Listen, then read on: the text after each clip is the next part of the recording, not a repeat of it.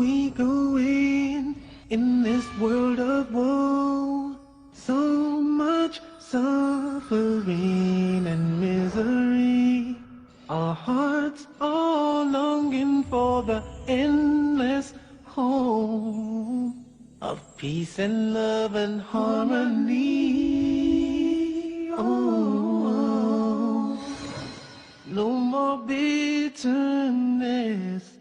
hatred or greed.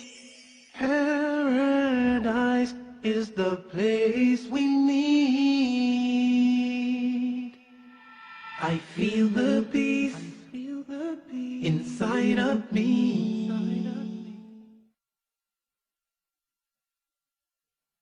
Greetings and peace. This is Dr. Laurence Brown with another episode of Interfaith Issues. I'm coming to you today with a topic that might surprise a lot of you. And that is that today I'm going to talk about how I became Muslim. Through these talks and through my other works, a number of people have approached me and asked how I became Muslim and why. And if for no other reason than simply to tell the story once, answer everybody's questions, and let people know how I made this major change in my life and in my religion, I've decided to tell the story. The story takes us back to 1990. Before 1990, I was the typical American. I basically subscribed to the philosophy that the person who died with the most toys wins. I had spent my life accumulating different things of this world, and that was the only thing that I knew. That was the only objective I knew in life. In 1990, my second daughter was born. I guess I wasn't listening the first time.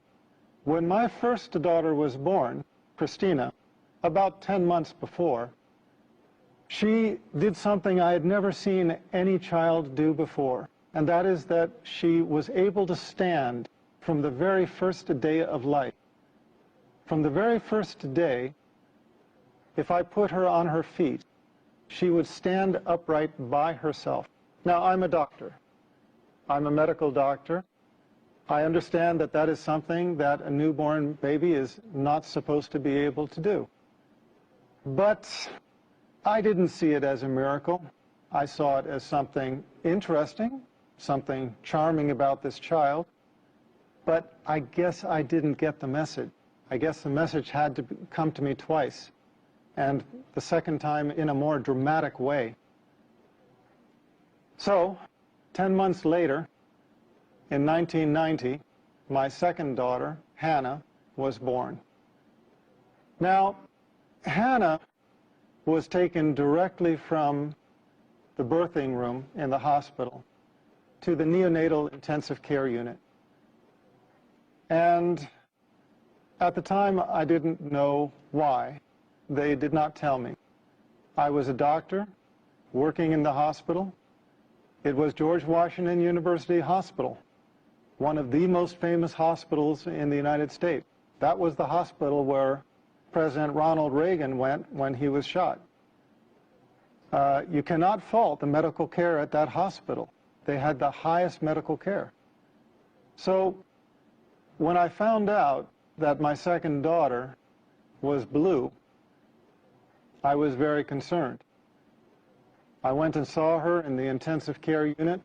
From the level of her chest down to her toes, she was a dusky, the only way I can describe it is a gunmetal blue, this deep, deep, dusky kind of blue. Now, for those of you in the medical profession, you understand what that means. A lot of people, even outside the medical profession, understand what that means, but for those of you who don't, you know how when you look at the veins in your arms, in a pale-skinned person like myself, those veins are blue. The reason why is because blood, when it is carrying oxygen, is red. When the blood does not have oxygen, it turns blue. And that was the color of my child. We took a cardiac ultrasound it showed that she had a coarctation of the aorta. Now, the aorta is the major vessel that comes off of the heart and then sweeps down to the rest of the body, carrying all of the blood for the body from the chest down. And a coarctation is a critical narrowing in that artery. We could see where the artery was normal size. We could see where it was normal size on the other side, but right in the middle, there was this tight coarctation where the artery narrowed down to almost nothing. So that was the condition of my child. She was dying. Her body was suffocating. Now, as a doctor, I understood what this meant. I had assisted on numerous cardiothoracic surgeries. I knew that this almost certainly meant for this child that she would undergo emergency thoracic surgery. They would cut open her chest. They would replace the vessel with a graft. And these children, in general, don't do well. Given the technology of the time, about 20 years ago, my expectation was that my daughter would have the surgery, survive a few years, need to have the surgery again to replace the graft as she grew, and eventually the graft would fail and she would die. Now, that was my understanding at the time. That was the understanding of the intensivist, the doctor caring for my daughter at the time. So we were standing over this one-day-old baby, not even one-day-old baby,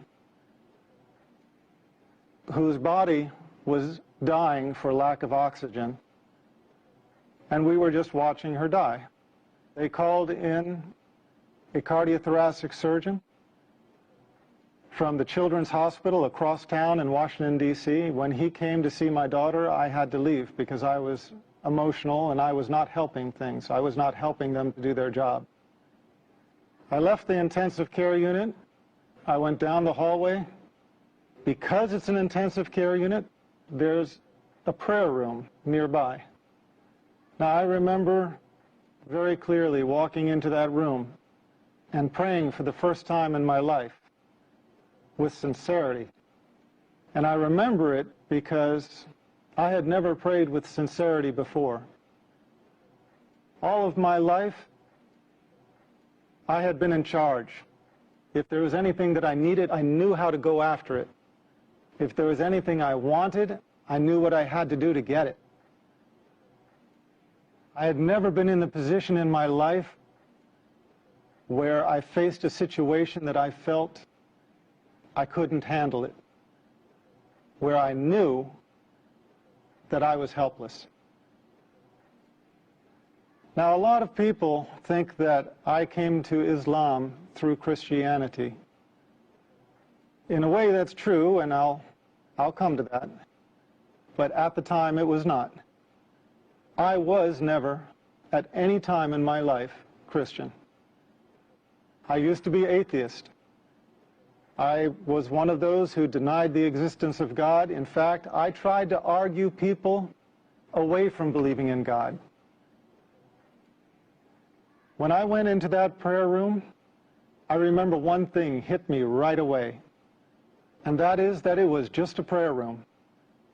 There were no crosses, no crucifixes, no statues. There were no religious symbols at all. And immediately, I felt it was the right place to be. But because I was atheist, I prayed a prayer which I have since come to know is a little bit infamous. It's a kind of a weak prayer, but it has its strength. And that prayer is, "Oh God, if you are there." You have to remember, I had spent all of my life denying God, denying his existence. At that moment, I realized there was nothing I could do there was nothing in my worldly power to help this child. And I knew that the only power, if it did exist, that could help my child was the Almighty. So the only way I could pray was to pray, "Oh God, if you are there." And I admitted, I was honest. I said, "I don't know if you're there or not. But if you are there, I need help."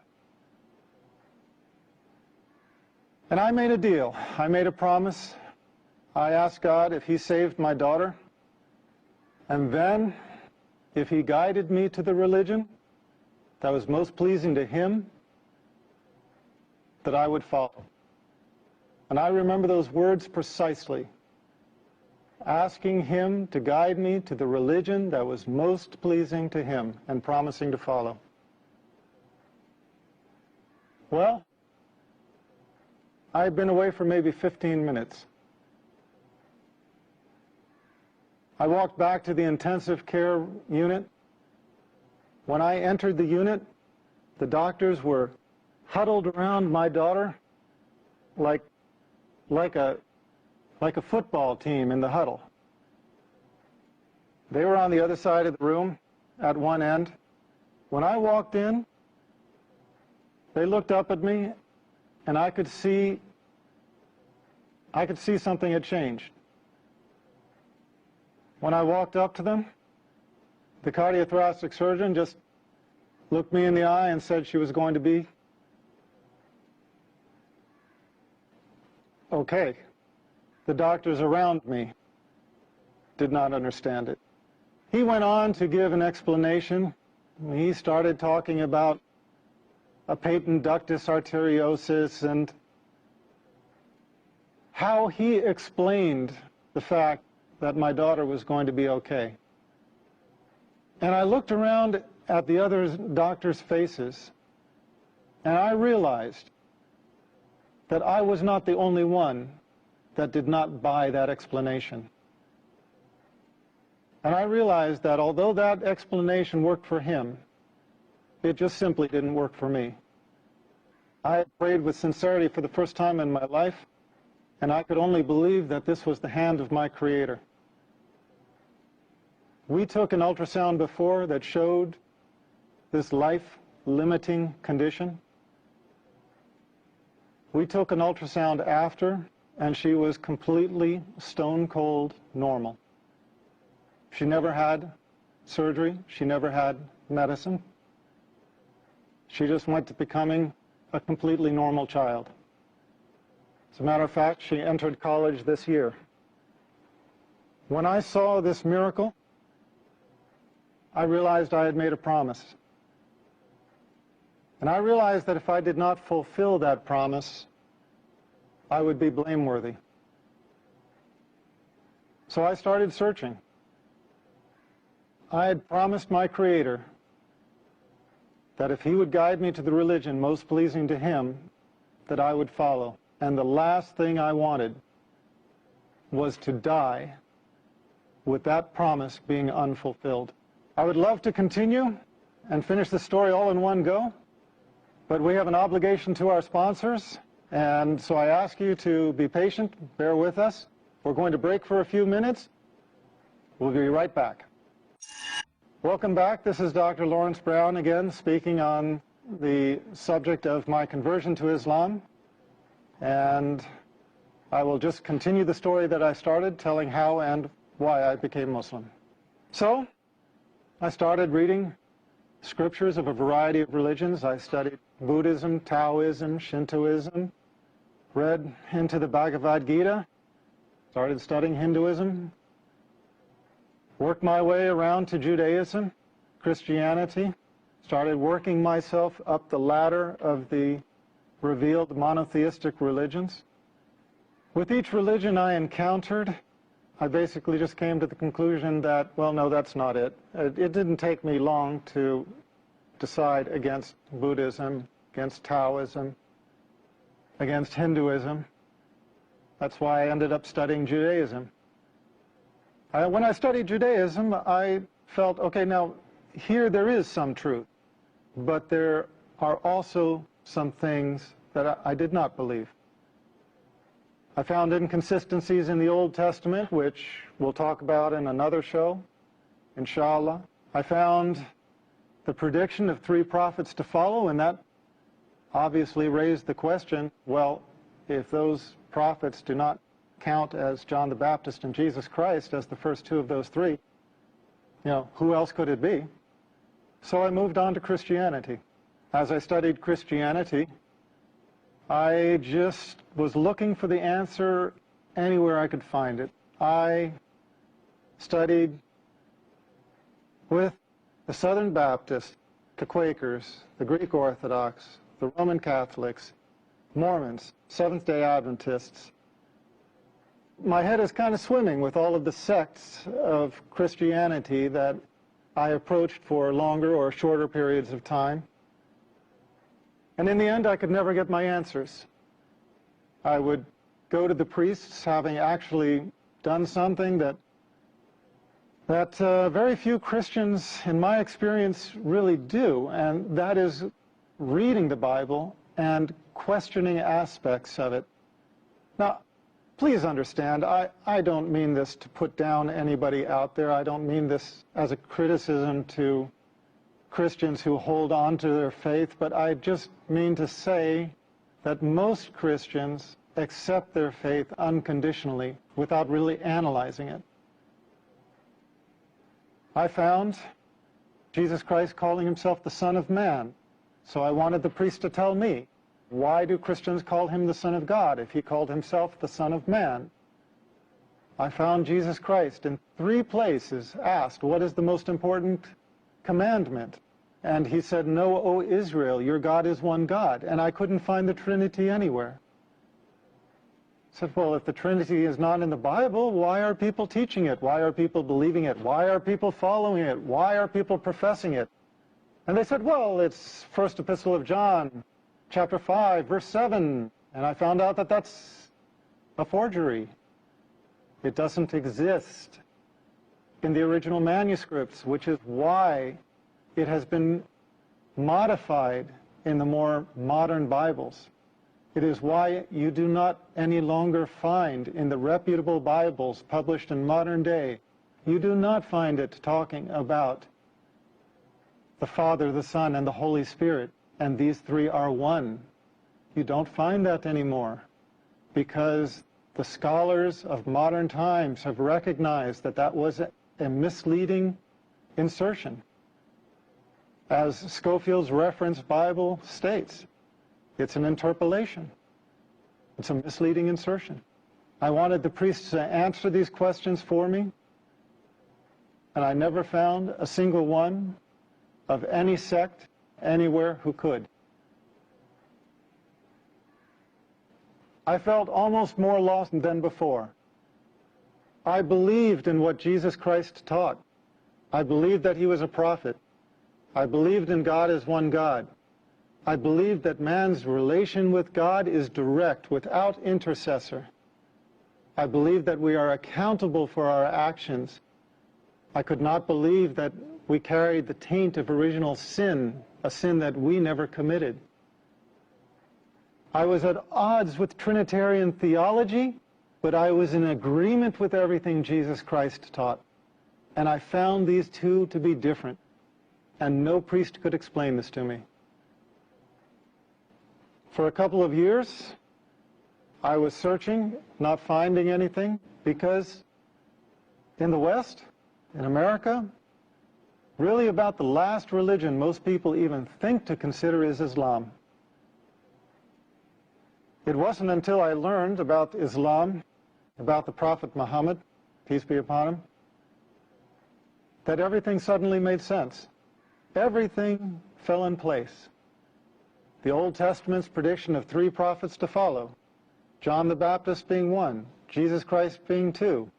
Who is the 3rd? The Prophet of Islam, Muhammad, peace be upon him.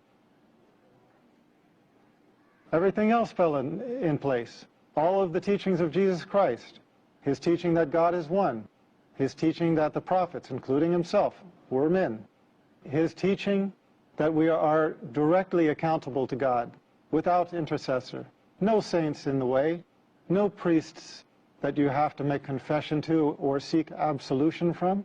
No, our account is directly to God without intercessor. And I found the consistency in the creed throughout the chain of revelation. This was my reason for embracing Islam. I found in Islam the answer to my search in the continuity of the chain of revealed revelation.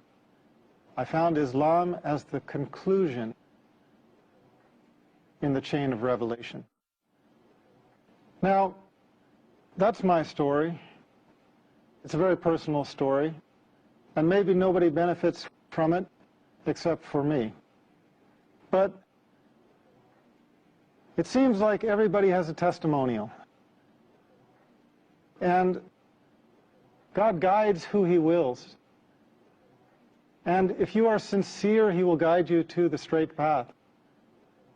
But if you have some disease in your heart, if you have some insincerity, if you have some desire for the world where you do not put God as your priority, you can easily fall into this trap.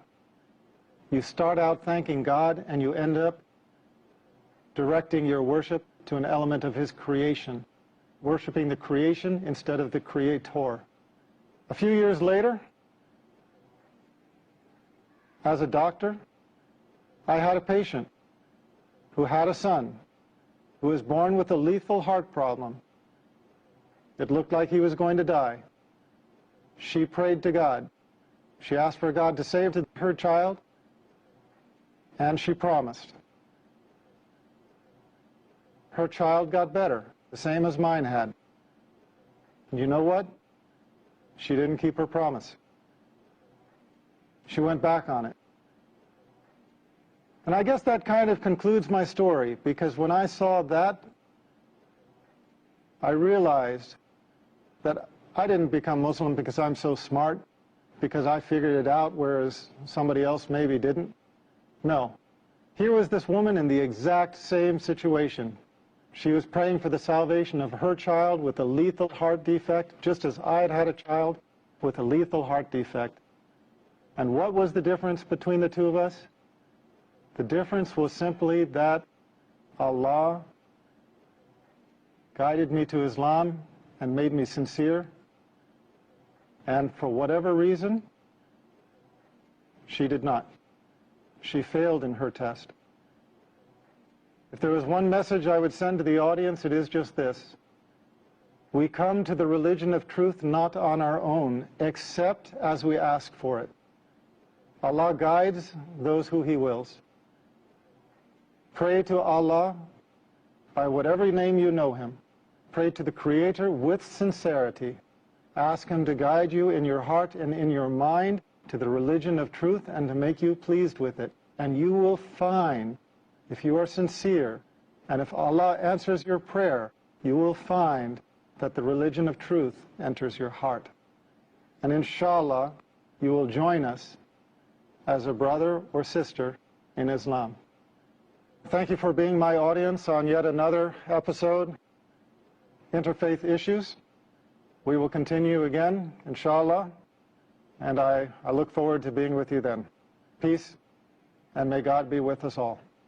I feel the peace, inside of me, of complete tranquility. I remember Allah, He remembers me. Feel the peace, feel the breeze.